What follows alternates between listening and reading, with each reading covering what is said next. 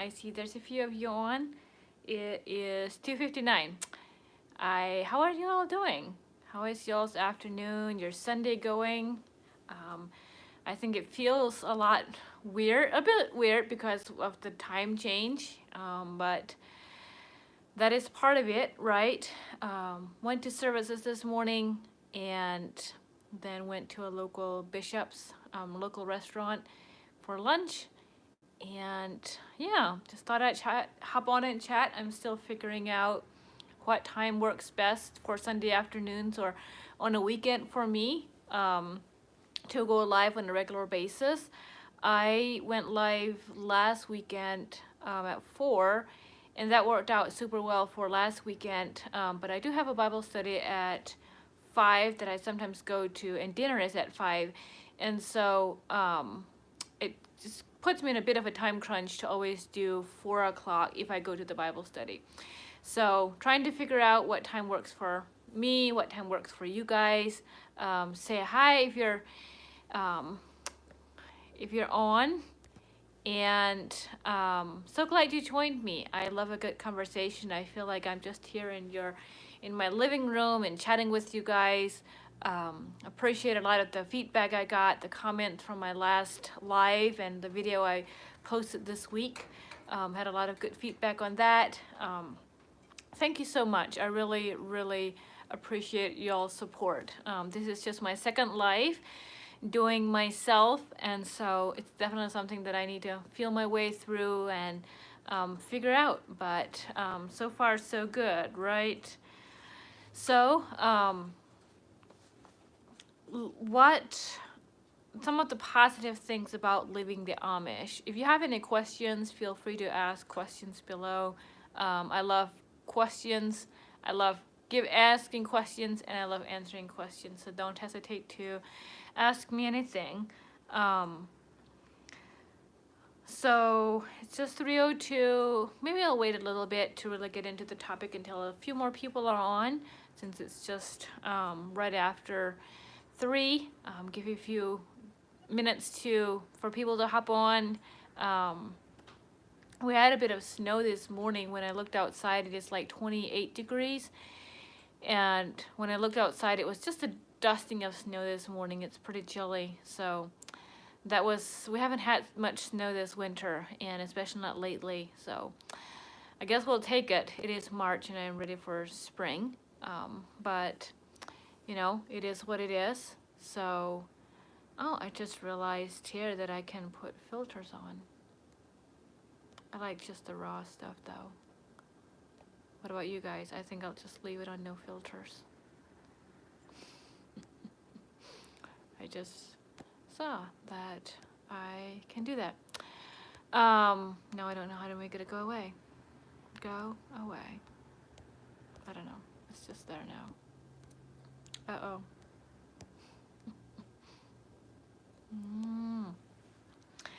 So, some of the positive things about leaving the Amish is, one, for me, since God was the one that told me to leave, there we go.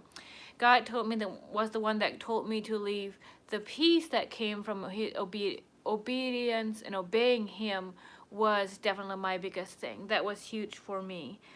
Just peace of doing the right thing, peace of following him with all my heart, my mind, and my soul, without caring really what other people thought, and other people could say what they wanted, and people did say things, of course, but and I wrestled with this question for so long. Should I leave? Was it for sure the right thing? There was a lot of fear in doing the wrong thing, and now living in the grace of God, right? I was a born again Christian, but I did not understand grace. Still, I'm learning how to unpack that. But learning to really live in His grace, and it gives us there's more freedom in doing what He asks us to do, and then the blessing too. Another thing that I've now found, and it took me a while after I left the Amish, is just the fellowship that I have with people. I have a church that I've been going to for the last 5.5 years.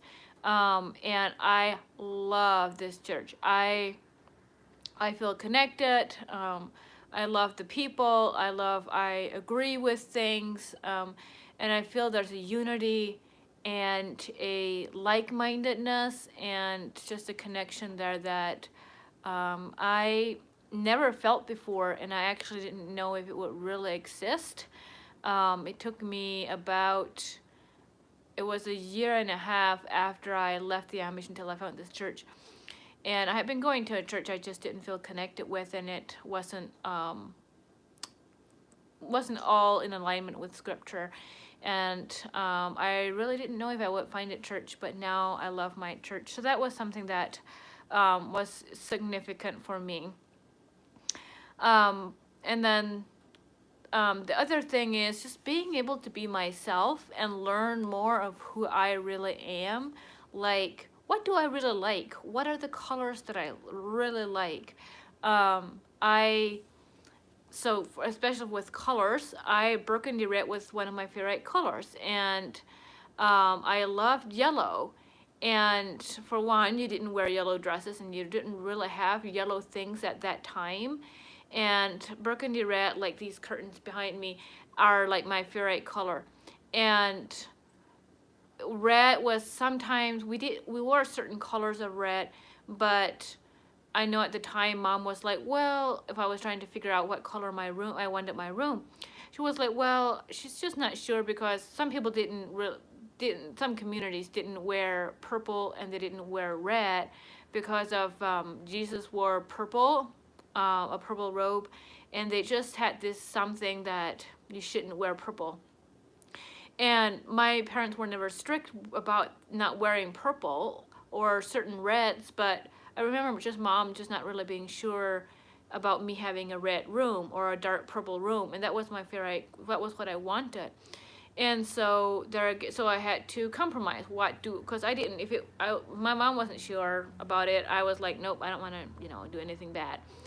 And so I went with sage green, and I liked the color sage green okay, but it wasn't my favorite color. It wasn't burgundy red. I love yellow. And so finding just those things what is it that I like? What clothing do I want to wear? What clothing, like I said, what colors or what things do I like? Hairstyles. Anything and everything. When I moved to my apartment here, I then had to come up with, okay, what do I really want? And these curtains behind me, I'm sitting in my living room, and these are my curtains, and I found these curtains, I'm like, that is it. I knew I wanted this burgundy red in my room, and I love it now. My kitchen is yellow with sunflowers and bees, and my bedroom is sage green. So, and then my pink was another one. You didn't just wear really any color pinks in dresses or anything either. So, and it was kind of a thing of pink was more of a little girl color. And I now have coral in my bathroom. It's like an orangey pink, kind of a bright pinkish orange. Really love that color. And so I have that in my bathroom now. So finding what is really me, and finding what do I like, what kind of shoes, like what color. There was no rules on colors of shoes, but my parents always wanted us to have like darker in general shoes, and so they could maybe have a little bit of gray. And my sisters wear more anything now than at the time I was Amish. But what do I really want myself? It was just, there is so much learning to do about myself, and same with my identity. My identity before was found in dressing a certain way and blending in, because if you dressed more in style or fancier, I would have felt like I would have been seen as I'm less of a Christian, I'm less good of a Christian. And so I didn't want to do that. I wanted what was right. And so I wanted that to reflect in my life, and I wanted to that, it's warm. I wanted that to, and so that was how I dressed. And now, what is really me? What do I like? I actually just got my ears pierced last summer, and it took me a long time to get there. So again, what colors, what style, and I feel I'm always learning. I don't know that I'll ever almost ever get to a place of this is just perfectly me. And again, there's styles and there's I love comfortable, so having something very feel comfortable on me is important. And um, but finding my identity in God, like this is who God says I am, and not having to put another something to that. Like I love I feel comfortable in more muted colors and not as bright colors. It feels too out there for me. And I get disconnected with myself. And so finding colors that suit me and finding my who I am. There's a lot of those energy type profiling, personality, all of those out there. And I am very much into the energy profiling from Carol Tuttle. But anyways, it teaches about yourself. And I remember when she said something about like giving yourself permission to be you and to not have to be very expressive and to not have to be very loud, because I was always be like, speak up, or I'm pretty quiet, I'm pretty shy, and like I'm not super expressive and in my body language and stuff. And to be allowed to be me, I'm actually, since I've learned that is my natural expression, I'm actually more expressive, more relaxed, and more social than I used to be, because now I can give myself permission to flow naturally instead of trying to be someone I'm not, if that makes sense. So finding my identity of who am I, what is me, like all of those things has been really, really cool. My siblings would say, "Oh yeah, they do that too," and they do to some extent, but they don't have many options. Say when it comes to styling their hair has to be parted in the middle, and go back and back here. Like there is no, and then into some kind of a bun and under a covering. So there is no. They don't really have options with that. They don't wear makeup, so they don't have that to learn or experiment with. Their dresses have to. I would say the color and the shade of their dresses is one thing they can do, but yeah, really figuring out who I am has been a huge, huge thing. And the blessing of being myself and true to myself makes I can have healthier relationships. I can be myself and not carry other people's problems as much. And I'm at a healthier place to help others healthier. It just goes on and on. I learned even being more confident, of course, in knowing who am I. I'm more confident in what I like and who I am. And it gave me the opportunity to form my own identity in Christ and in Christ alone, not just because of what others thought I should be wearing or should be doing, kind of thing. And it's still sometimes something to keep walking out into that freedom, is to to grow into and not have that mentality of a certain dress is a certain Christian thing or not a Christian thing. Like I can totally wear what I want to wear. And this is such it might sound like a weird thing, but I'm gonna say it anyways. One of the things that I was really cool for me.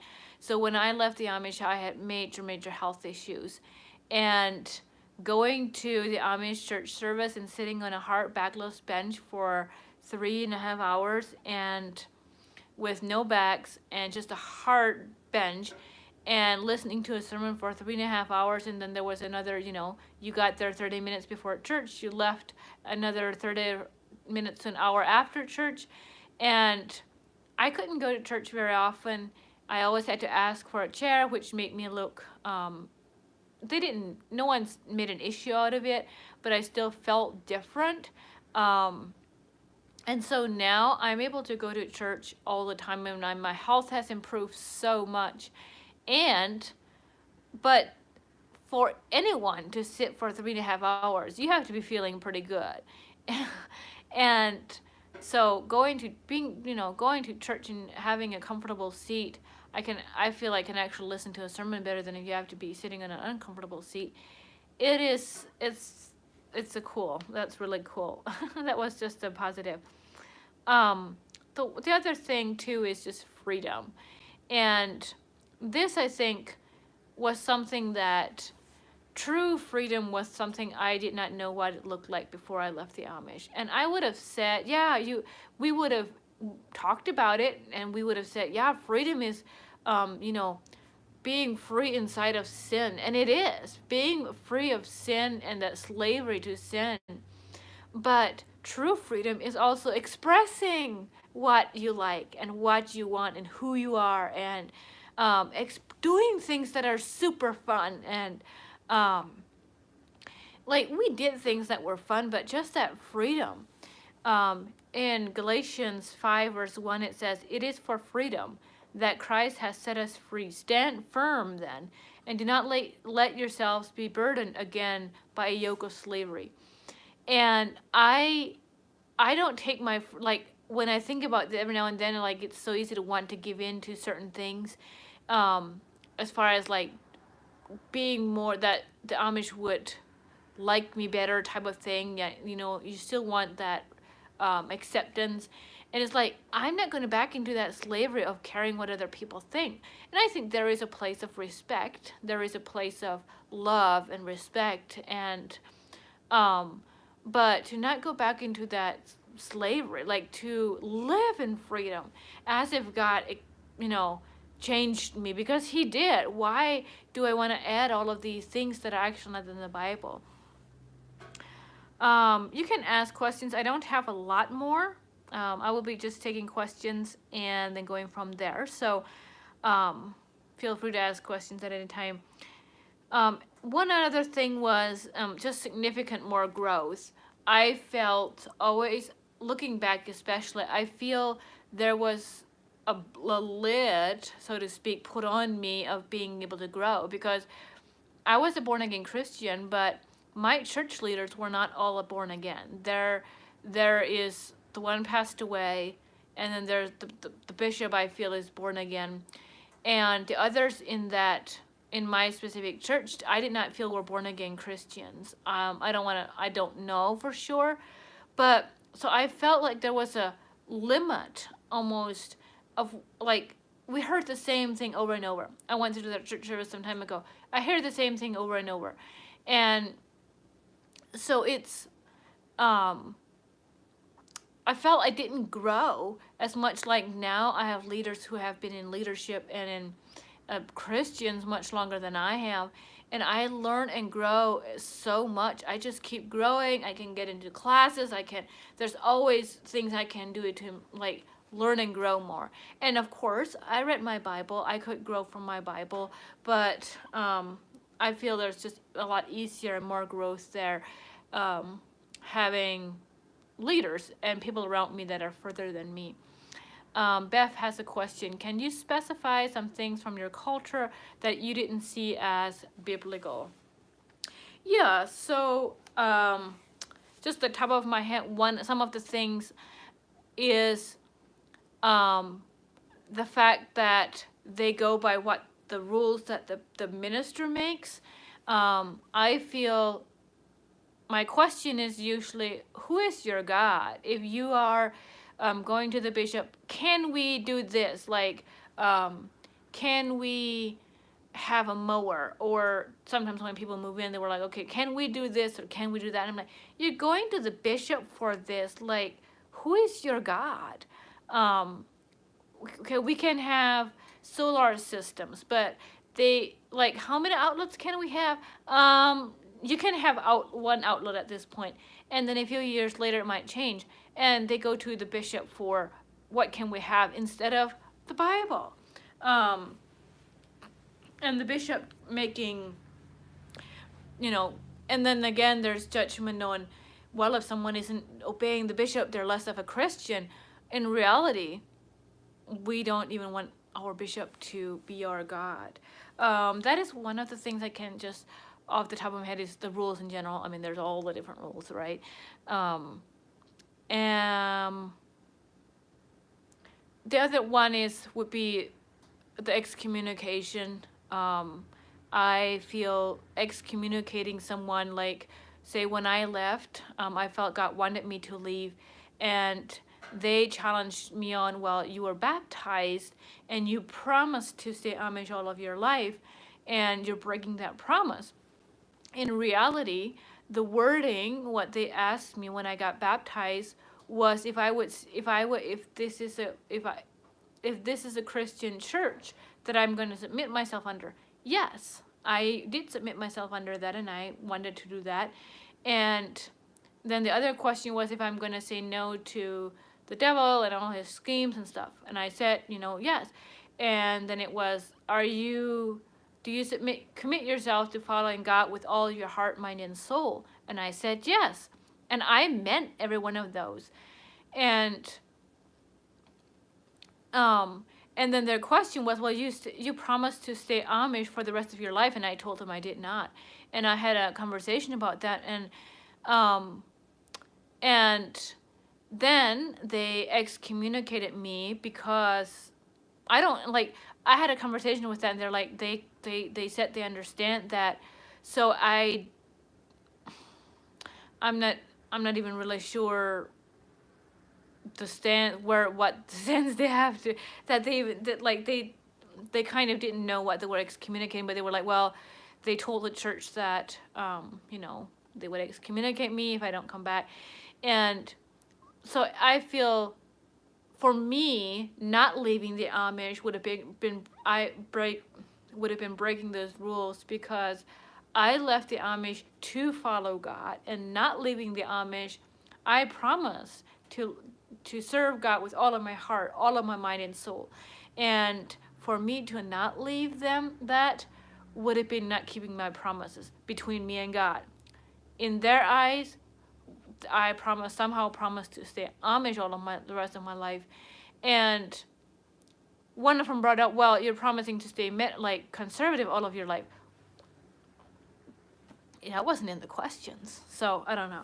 I just, that excommunication, I guess I'm really getting a little passionate, but I'm like, that feels more like it's a curse. And then some people excommunicate me, but then if the bishop would decide that we're not going to we're going to take that off, and if the church would agree, and then they would not excommunicate me anymore because of the bishop. Again, there we go. It's what, Sandy Barth has a question. Do you share meals with your family when you visit? Do you have to eat at a separate table? So that's a good question.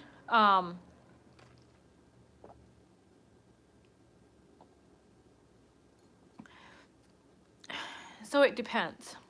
This is going to, I don't want to confuse you guys because it's almost confusing, but I will try to explain it. When I go to my parents and I go through the week, and say tonight, I would go down to my parents, I stop in, there's dinner, I sit at the same table. It's at the other, the table is a little bit bigger than they need because there's quite a bit of his kids that come home sometimes. So I sit at the one end of the table. I share a meal with my family. If certain of my siblings are there, we will do cafeteria style and then sit wherever. If I sit at the table, there's one or two that will choose, even if we go to have a cafeteria, that will choose to not sit at the same table. So in general, I don't have my own separate table. I have been to a few weddings of my cousins, and I sat at the same table. ate with them, no issue. Um, there was 2 times that it was an issue with an extended family. It was at my parents that they had me sit back. But I told my parents that if they're going to have me sit back, if there's someone that comes and has an issue with me eating, if my parents are going to have me sit back, that's up to them. Like, they can tell me that, but I'm not coming. I did sit back twice. Both times I did not, I was unprepared. I did not expect that, and it was kind of a spur of, like, some of my relatives were there that did not want to eat with me, and then they just had me sit back, and I did not know that that was going to be an issue. And I guess the mental effects of having your own little table or your own chair behind the other table where everyone else is eating, is just a mental effects that I had. I am a super sensitive person, and I'm not saying everyone should do this, but I don't do that. I've told my family, and I've told, my family all knows, if they're gonna have me, for whatever reason, they're gonna have me sit back, they will let me know. And there was like, one time that I can think of over Christmas, there was a meal that Dad told me that, one of them spoke up about not me having eating, and they really wanted to eat family style, so they would have to have me sit back. And I said, thank you for letting me know. I'm not going to come, but I really appreciate them letting me know if they're going to do that. And then I choose to not come. And so they know they have the choice of eating that way, and I'm not going to come, or if they want me there, I would, if there's an issue, we would eat cafeteria style and then just sit wherever all over the place. So I feel that's kind of complicated. It works the things, um, you know, depending who's there. But I am very blessed when I just go to my parents for an evening, or after work I'll stop in or something. I can eat with them at the same table. So that is super nice. Hopefully I didn't confuse you guys all there. Beth, how does it make you feel to be asked to move back away from the family in that situation? Well, yeah, it hurts very deeply. As if, in a sense, they don't want me. It's very hurtful. It's just because, especially for me, eating together with someone is a big deal. I am single, living in my own house, and I eat alone a lot of the time. Not a big deal, but it means a lot for me to go eat with someone, and then if they push me back, or ask me to sit, it just hurts. And there's part of me that just, I just want to cry or leave or something.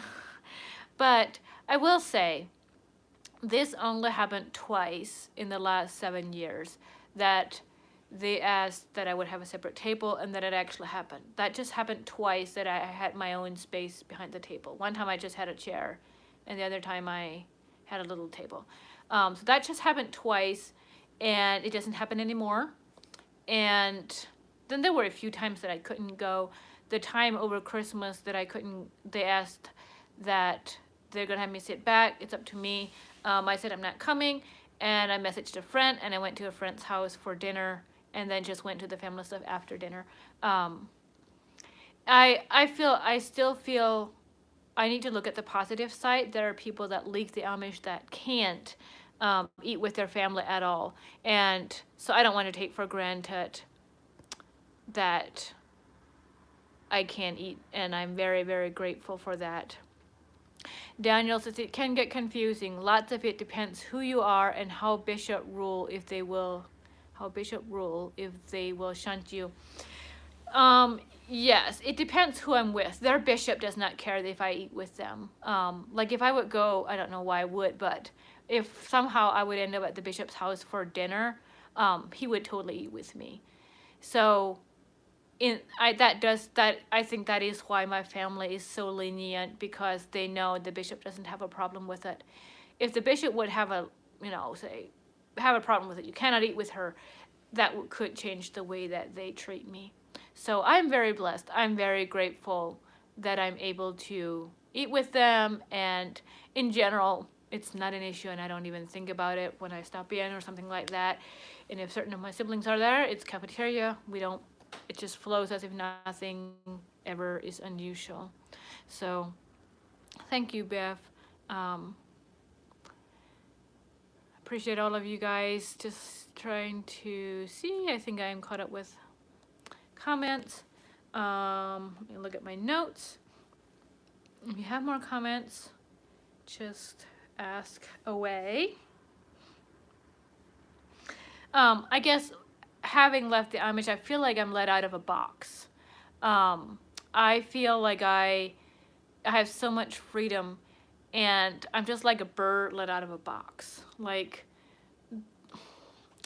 we don't need boxes, and God does not, you cannot put God in a box. He is, and I don't think we are meant to be in a box. The question came up, not on the comments. I will get to, I see more questions, great. A question that came up about me having a P.O. box. Do I have a P.O. box that you guys can send me stuff? I don't. Not say I'm open to it. I don't even, I was gonna say I don't know how that works. I'm sure I would just set it up. But, I do not. I guess at this point, I could do an Amazon wish list and drop that in the description if you guys would want that. Let me know. Let me know here in the comments if that's something that you would want. Just an Amazon wish list where you can send me stuff. I don't think I will, at this point, do a P.O. box. But if you really want to send me something, let me know, and I could send you an Amazon wish list or something like that. And no, I am not monetized on YouTube, so I don't make any money at this point from YouTube. Hoping to get it to 1,000 subscribers and 4,000 watch views to get monetized eventually. But at this point, I do not make anything from YouTube and doing these videos.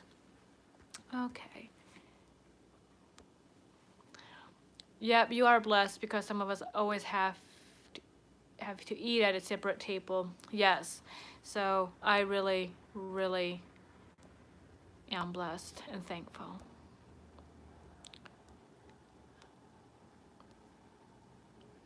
I totally understood what you explained. I respect you for holding to your convictions. Maybe by your refusal to go and sit back, you may make them question their beliefs. Yes. I do think it does help in me standing up for myself. That if I would just give in and say, yeah, I'll just sit back, I'm sure it would happen more and more often, because that would just be an easy route to go. Well, if someone doesn't agree, we'll just have her sit back, no big deal. And in me not going and saying, I tell them why, I tell them for my own mental health. They're like, no, I've heard, well, others just sit back, and I'm like, great, awesome, but I can't. And then that way, like, there was one time where they had to choose having me there. That it does make them think, do we want her there, or are we gonna stand up? Like, yeah, it makes them question their beliefs a little bit more, and I feel it works positively to protect my own mental health. Beth asks, school teachers, how are they trained or selected? So my sisters, I actually have two sisters that are teaching school right now. And so in the springtime, around this time actually, they say my two sisters that taught school this year in their last, in the last part of their term. They asked my sister if she wants to teach again, and she is teaching again, but her co-teacher decided that she's not planning to teach this year. So at this point, there's a board in each school. There's a I forget, 3 on the board. I think there's a head board and then 2 others. So there's like a board of leaders in the school. And then they will just go around the Amish community and go house to house to ask. Or like they might ask my sister, do you know of anyone that you would want to teach with or that is looking to teach? And if she knows of anyone, she would tell them and they would go to that house. Um, it was actually a friend of hers, I think, that mentioned that, Edna might want to teach school. And so they came to my parents' house last year. And she taught this school term and she's planning to teach again. Um, and then there was another one, my other teacher, like, say, oh, like, so and so might want to teach school, or I would, I have a friend that I'd like to teach school with. But sometimes they just like they don't just go house to house. They know who they're going to. Someone that probably has girls that are age 15 to 25, and that way. But they just go through the community, and they don't have any extra teaching necessarily. Um, but they do have teachers meetings where you learn. My sisters who have there's two of my sisters that have taught school for years and years, and one of them taught special education for years. And so in these teachers meetings, one of my sisters actually has a topic every now and then, well, where she'll share experience. The board might ask her a few questions or like a topic or two, and then she'll go over that and have us speak. And then so all the teachers from the whole community, all the parents, anyone is invited to come, and they'll give tips and kind of lead or give topics and things on things they've learned. And then the longer someone teaches, with time they might be asked to give a topic, share it, speak. But they don't have like extra training or a degree or more education as far as schooling goes. It There are teachers that are really need to work to even be able to teach the students, and most of the time, like, my sisters were all very smart in school, so they don't have a problem teaching it. Like, I could go and teach 1st to 8th grade pretty easily as far as the lessons go.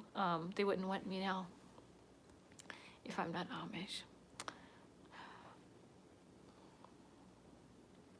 Daniel says, your parents let you come visit, but if we buy anything at their store, my wife has to pay for it because they can't take anything from me. Yeah, I'm sorry. That sucks.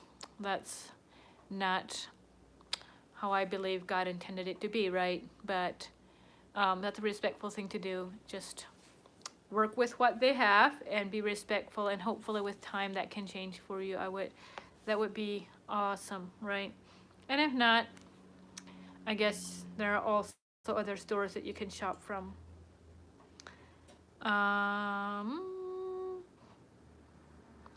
That is all of the question, all of kind of what I had.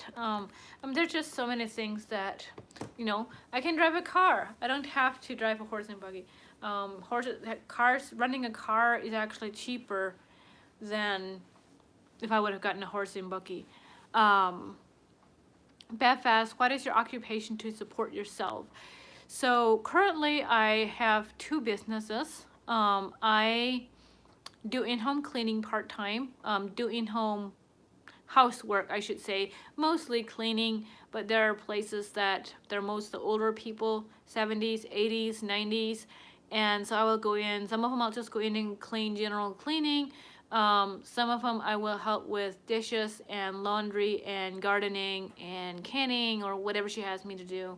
I do that about 3 afternoons a week, part-time, that I do that. And then I also have supplements and beauty products, and I am a health coach where I help others find hope and healing and wellness through supplementing with plant-based products that I use personally, have used over the last 5.5 years. And so I do part-time. So basically I help people find hope and healing with their health part-time. So right now those two are my two businesses that I have myself, and is how I support myself.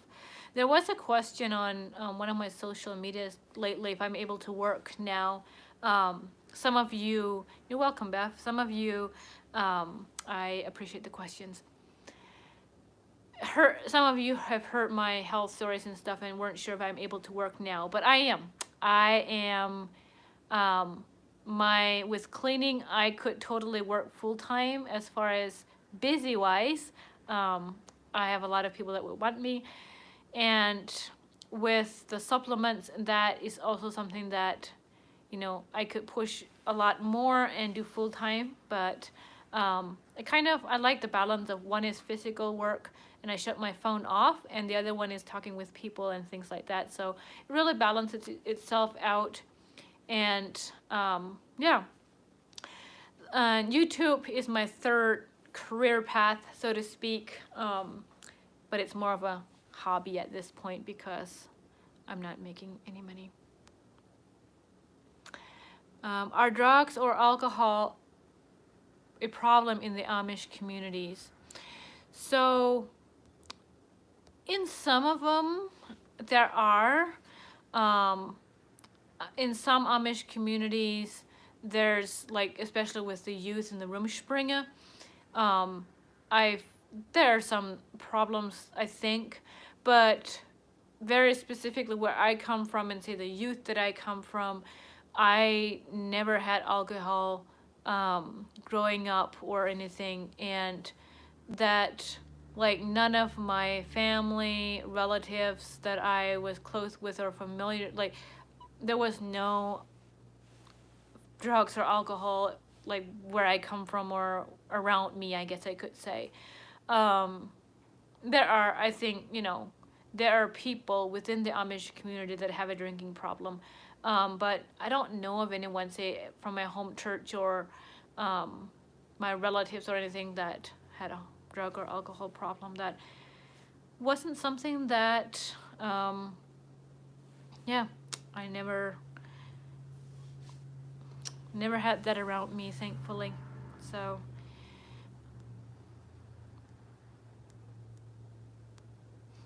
I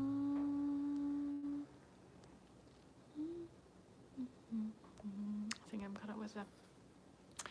Yeah, if you guys have more questions, feel free to ask more questions. It is 3:45. Crazy that it's this time of the day. It's weird. It feels like it's later because I got an hour less sleep last night, but it feels almost earlier because I haven't been home from church that long.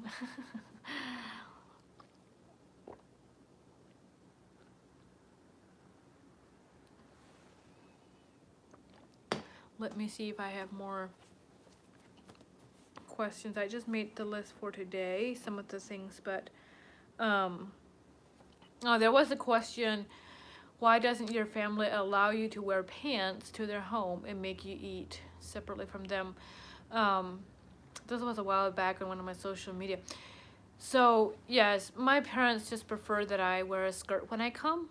I did go with pants at one point for a while, and my family just prefers that I come with pants. It's just what I look at it as is a house rule. Like, if they would come and start smoking my house, I mean, none of them smoke, but I don't know what they would do in my house at this point, but I would say you have to leave. You're not going to smoke in my house. And to me, they're kind of making a rule. I mean, to me, it's I don't want to say a dumb rule, but they just prefer that I wear don't wear pants when I come, so I don't wear pants. And why they make me eat separate, they don't. When I go through the week and regular, they don't make me eat separately from them.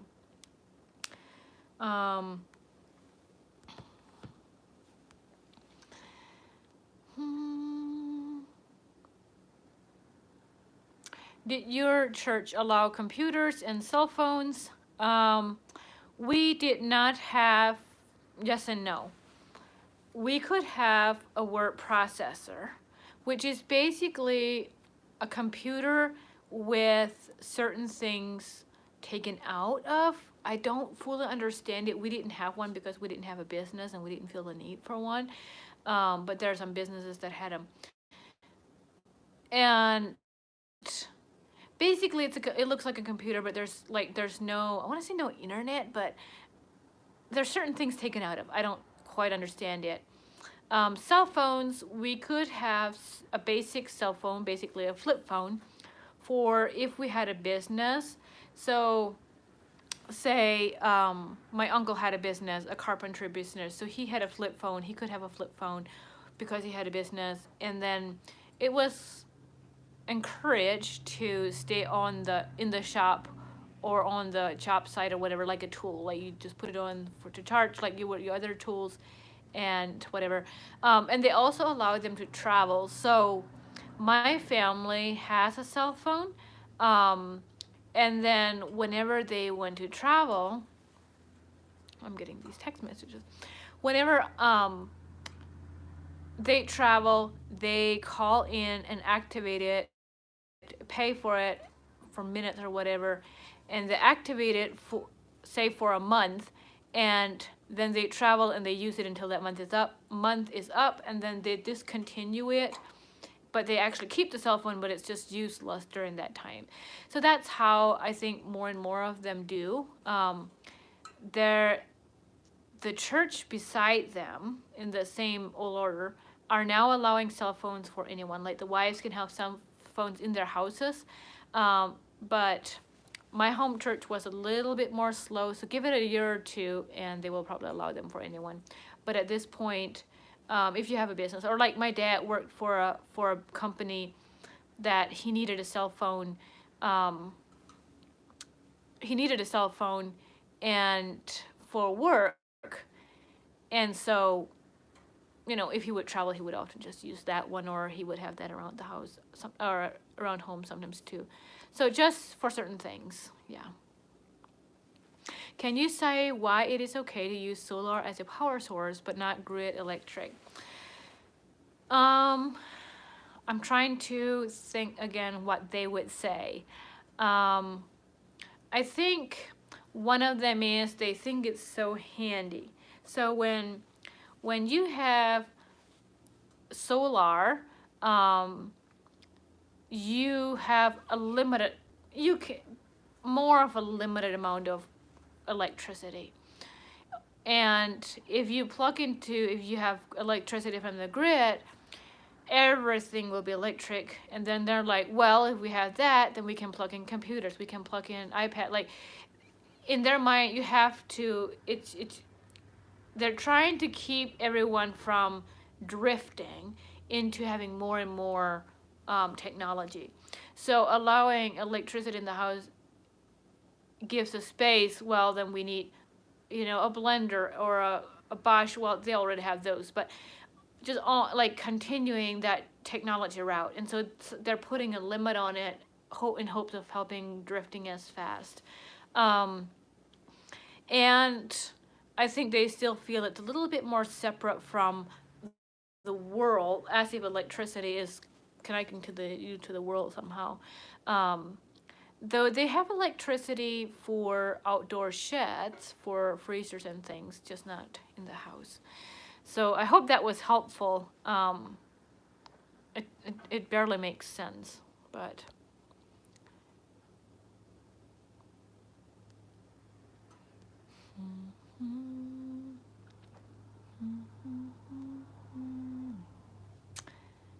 All right. Thank you guys for hopping on. Thank you for joining me this afternoon. I love conversations with you guys. Feels, it doesn't make sense to use either. Yeah. It's just one of those things. Yep, I have that word processor and it is not internet capable. Okay, so I think the word processors have more of the abilities of, like, it was some businesses had it for invoices and things like that, but you didn't have actual internet on it. That would make sense. I think they can have those. thanks again for everyone for hopping on. I hope you guys have a good rest of your week. I do have the last video from my health when I almost died series, or there were 3 videos. The last one will be posted tomorrow, and I have another one coming, a different topic, Wednesday, and then I have another what I eat in a day that will be coming up too. So stay tuned for that, and we will see you again hopefully next Sunday. I will I got a few more questions. Hi Andy, got hair leg, thanks for life. Yes, thank you Sandy. Yes, we could have wall lamps. They use electric lamps quite a bit and just hook them up with inverters and 12-volt batteries. So, all right, have a great day.